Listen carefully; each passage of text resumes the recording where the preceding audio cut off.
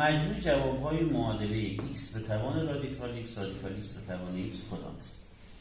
تو اینجور سوالات معمولا میایم از دو طرف لگاریتم میگیریم. سوالاتی که در واقع مجهول به توان یک مجهول دیگه رسیده و از دو طرف میایم لگاریتم میگیریم در مبنای همین پایه‌ای که داره. پس ما لگاریتم x به توان رادیکال x در مبنای x، اینجا هم لگاریتم رادیکال x به توان x در مبنای x. این طبیعتا میاد پشت رادیکال x لوگ x در مبنای x، اینم میاد پشت x لوگ رادیکال x در مبنای. این بخش که یکه، پس اینجا میمونه رادیکال x. این رادیکال x رو نوشتم x به توان 1/2 دادم بیرون رادیکال، بیرون لگاریتم، پس میشه 1/2 x. طرف وسط این کنم x من برابر میشه با 2 رادیکال x. دو طرف رو به توان 2 میرسونم، x2 میشه 4x.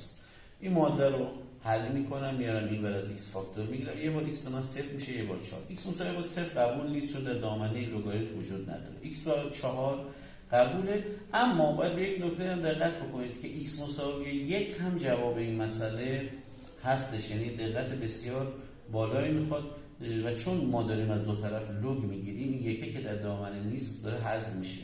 در حالی که دقت بکنید 1 جزء یعنی 1 به توان رادیکال 1 با رادیکال 1 به توان 1 برابره. پس جوابهای مسئله 1 و 4 و مجموعشون برابر با 5 است.